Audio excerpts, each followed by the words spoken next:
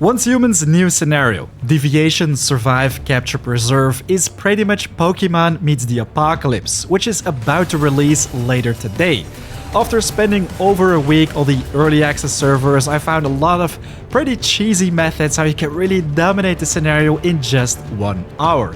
I'm gonna show exactly that today, catching the absolute best deviations even in a shiny variant with the highest level Pokeballs, so you can literally steamroll all the gym battles and arena masters. Let's dive in. If you want to make your first hour count on the server, I very much recommend you to watch from beginning till the end, as I did everything in one recording. All timestamps can be found in the description if you want to recheck things later. Everything I'm about to share was recorded on the early access servers. Things might change with a full version, while I'm sure the main part of this scenario is gonna stay true to what we can see today. So, now that we've got that out of the way, the very first thing you want to do is choose a spawn location that's very close to the Verdant Arena, or Blackfell as most of you guys know it, the main city of the desert. This is where your main objective will lead you, where you can instantly talk with Loa and pick up one of the deviations. All this really isn't relevant, as we're basically gonna speedrun our way to the highest level deviations, which you'll be able to capture after spending just 1 hour on the server. Right after you've visited the town, the first thing you want to do is establish a base. If you don't want to waste time right here, simply open the map and quick travel to one of the gyms nearby, which is automatically unlocked as quick travel. Now let's move on to the live recording which I did to realize all this in 1 hour. What I very much recommend you to do, guys, is check out your inventory. If you come from a different server and have already basically crafted yourself different tools, you can inherit resources, and this is where I think the essentials are: an advanced electric rock drill, maybe even one with the treasure hunter perk, but also a chainsaw. With the chainsaw and the rock drill, man, you're gonna get your hands on wood and all different kinds of stones and ores in no time. So I'm just gonna slap down my starter spot. Too close to another territory. Okay, there we go. Let's quickly open the journey menu, as right here we can already complete a lot of missions. We just reached level 5, we gained some ciphers, and the nice thing is at level 5 we can also summon in V, interact with him to start doing some commissions. These are going to be essential to level up fast as well. We can check logging basics, lay the foundations is going to be super easy, perform creative cooking, nope, gather plants, that's going to be a nice one, smelt ingots of any metal is super easy to do early. So we have multiple tasks activated. Right now it's just a matter of getting our hands on even more resources. So we just completed task beginner miner. There we go. Leveled up to 9 already, as you can see. Got a lot of ciphers as well. So this is something I think is going to be amazing to do early. I mean, this will already double your level. Very close to 10 right now. But we're just going to keep on going by chopping down a couple more of them trees.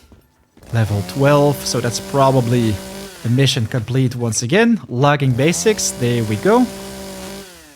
Your next commission, I think, is also a very easy one. Lay of the foundations, build any structure 10 times. I mean, all we have to do is just copy this starter foundation, use whatever blueprint you like, and voila, we just reached level 15. That's another 12 ciphers. Unlock the smelting essentials, the disassembly bench, bronze crafting, so we can gain access to the forging techniques right here. Primary supply workbench, that's it. I think 3 or 4 furnaces in the early game are the best. I mean, they don't require energy to run, only need charcoal. That's why we chopped down a lot of those trees. So I recommend you to just fill 2 of these bad boys with all the wood you've gathered, while the other 2 should be used for copper. So you can just pick up everything right here and start making copper. We also have to craft 3 binding grenades, for which you're going to need metal scraps. So now it is time to, of course, visit one of the towns. What I think is an amazing town right here is the Blackfell Fallen Zone, as you will find a ton of containers in this entire area. One of my favorite places to start would be this one, where you have all these little houses. Then you basically want to move this way. You can even pick up the mythical chest right there, and especially go to this farm. I like to call it the plastic farm, but in general you can find a lot. So I'm gonna show you guys exactly what my route is to efficiently farm all this material. Also, I'm not really sure why I got my hands on the motorcycle right off the bat, because I don't even have a garage yet. This is maybe because I joined an early access server for this specific scenario. Anyways, this is the place where we start with our farm. So you want to just check out all these rooms which are filled with the cabinets. These can contain some cosmetics for your base, but in general, all the trash you pick up right here. I think there's at least 2 or 3 cabinets in each room.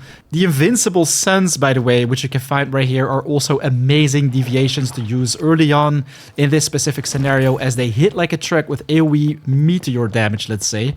But there we go. We got in our hands on the mythical crate. Right now, we only want to do one more thing. Activate the rift anchor and check out this farm in the eastern part of the town, let's say. Right now it's an early game zone. I'm gonna quickly pick this up and roll away. And here we go. Cabinet paradise. Don't forget the trash cans right here as well. Oh man, we are very close to dying right now, but we made it.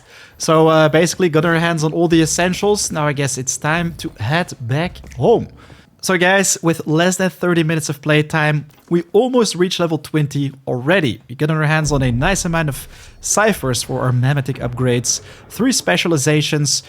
Now, if you teleport back to the Verdant Arena, you can instantly start capturing deviations. Some of them come with a 7% chance, but check it out, this guy right here, 100. And voila, we just secured a couple deviations, now reached level 20. So that means we can unlock another specialization node. You can already get an insane amount of energy links and also ciphers by just completing all these little rewards and then checking out Scenario Challenge. That's already a specialization cleaner if we want to use that. Now we have an amazing head start with 88 more ciphers, 12,000 energy links. Now we're gonna have to trace the source of the sound, which leads us to Chaos Kitty, which is the leader of the Verdant Arena. This NPC has one of the most annoying voice acting in the game, so I'm just gonna skip through it. Guys, share your thoughts about it in the comments. I'm actually super curious. Do you like this cat's voice? In my opinion, this voice is literally nightmare material. So we've already made a lot of progress. Instead of just following the main objective, what we're gonna do right now is make our way to the Agate Tundra, where you can find the Snow Sprite Arena, which is recommended level 35. But guys, don't you worry, this is gonna be a walk in the park to reach if you just quickly teleport to the nearest gym and start making your way to it with your vehicle. While you're making your way to the north, I also recommend you to check out the trunks of vehicles so you can pick up a little bit more fuel. And we also have an atomic snail in the distance. We're not gonna pick it up.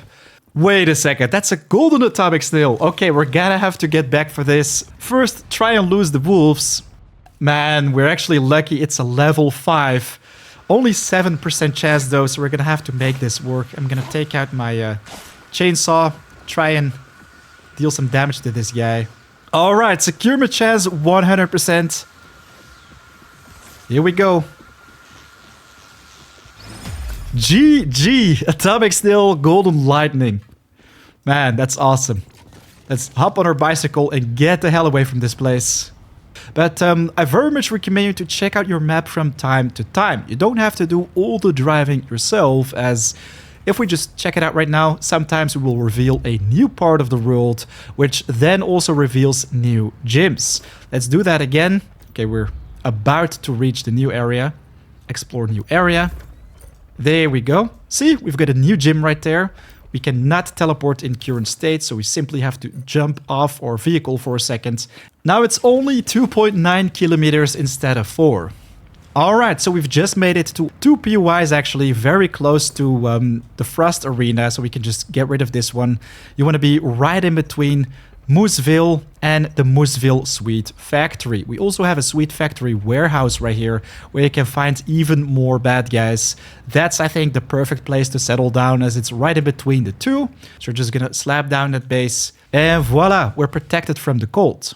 I haven't even taken the time yet to grab a snack or take a delicious sip of dirty water, but now you should be in for like 40 minutes on the server, with already a nice level 23, with access to basically endgame resources, which I'm going to share right now, if you're of course not recording a guide live like me. So our next step would be to get your hands on the highest level capture device, level 5 Pokeballs, or I'd say Ultra Balls, as these are the absolute best to instantly start capturing endgame deviations.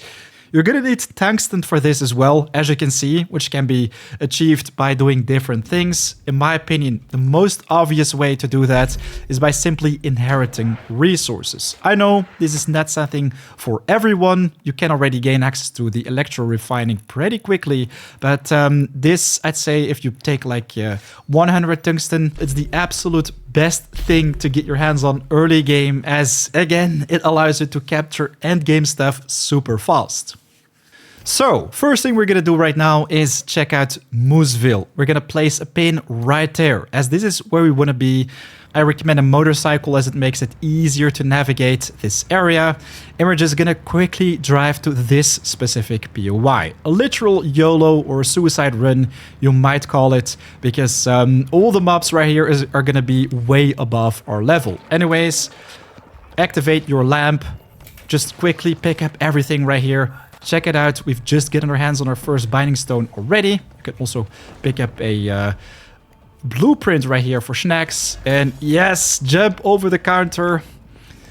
Quickly pick up all the rest right here. I'm gonna share all my spoils of war after this, but especially this guy right here is annoying.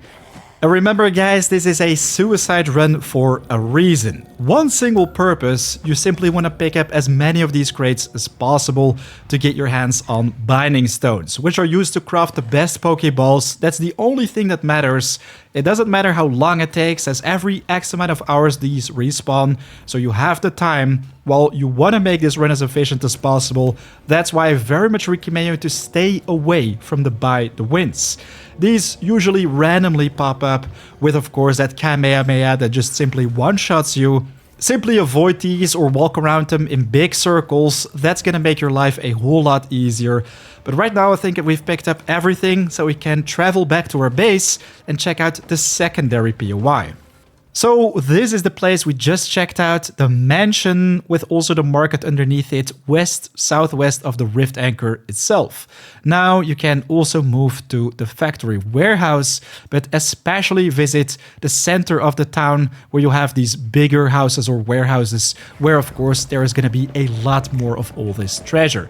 Just keep running in circles and avoid the zombies. A roll also works right after picking up all the loot.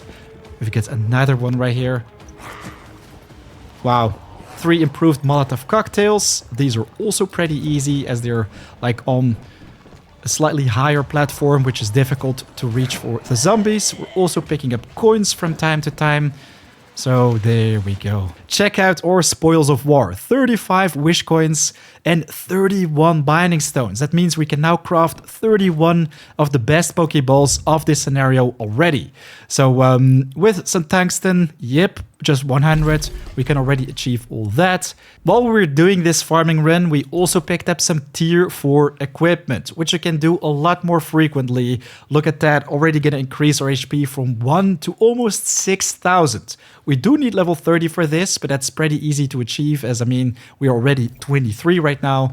The next thing we're gonna do is quick travel to the gym very close to Mooseville, as right here you can find butterfly emissaries. These are amazing for the early and mid game, as they hit like a truck, and look at that. We also came across a shiny variant, only 0% right now, so let's switch to our Ultra Balls. That's gonna increase our odds. We only have to catch one, and that's gonna make our life a whole lot easier. This one slipped away, unfortunately. Once again, let's try that again, because yeah, we have a lot of these still in the making. I'm gonna be honest, this does involve a little bit of gambling, but it does allow you to progress as quick as possible. Alright, let's go! The shiny is ours, so now the adventure really begins. With our 37 butterfly, it's time to get our hands on the real endgame deviations. Man, look at how shiny this one is right here. So we're gonna take this to the next level by visiting the Fjord, which is in the very left part of the world, basically. 4 kilometers almost, and time once again is of the essence, as of course we can freeze to death in this scenario. So you just want to make this trip as efficient as possible by simply quick traveling from time to time with the method provided earlier. Voila! Greenfield TP Tower is now available, so that's the one we're gonna quickly check out to pick up an amazing deviation within the first hour as well. It just killed us 3 times, so we want to make sure that we can really roll away and minimize our risk right here, because, man, this is super annoying. There we go. Stay behind this pillar. That's going to help summon your little butterfly. Check the odds of catching it increase the more our butterfly deals damage. Already 10% right now. I'm not going to use my ultimate anymore because that's simply going to one-shot the By the Wind. I'm going to switch to my level 5 Pokeballs. Secure my chance 100%. Here we go. Bam! Deviation secured. With a skill rating of 3, activity rating of 4 even, that is an amazing catch. Level 45, ladies and gentlemen. The highest level you can secure in this scenario. We just got our hands on 2 value 10 By the Winds, which we can both enable and add to our Pokédex, basically. I'm also going to do that with the Atomic Snail, one of these fellas. And yes, keep remembering that way to quick travel, as we just reached our final destination, basically, which is just a little bit south of this gym, level 44, east of the Waterside Teleportation Tower in the Fjord. I mean, 1 hour in, literally, we're about to capture our final shiny for the crew to basically master this scenario. If you want to make your life a whole lot easier in capturing rare deviants, simply craft a standard gun. It doesn't have to be anything fancy, just a level 1 pistol is going to be just fine, as the only thing you have to do with it is tag your enemy. Shiny hunting can also become a whole lot easier if you simply switch the world at a teleportation tower. So we only have a standard polar jelly right here. If we just re-interact with this, switch to world 2, there's possibly going to be another one. So that's also a normal polar jelly. Let's just keep doing this. Yes! A rare or shiny. So right now what we're going to do is just simply get close enough, hit it once. So I'm just going to draw it away from its friends. Right now, spawn in my Butterflies in Misery, activate the ultimate. Look at that. A lot of damage right there. Take our grenades out. Already a 58% securement chance right now. We're just gonna wait for it to become higher.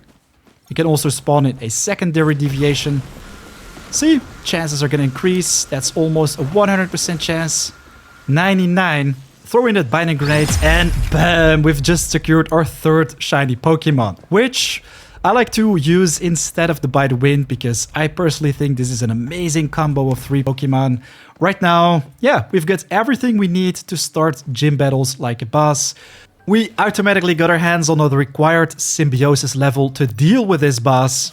Alright, so here we go. Chaos Kitty is gonna get destroyed right now. We're gonna use the ultimate of our Polar Jelly. As you can see, it deals a truckload of damage. Logging Beaver is almost gone already, and you don't have to worry about losing HP, as if you fall during battle, you will instantly get back up once again.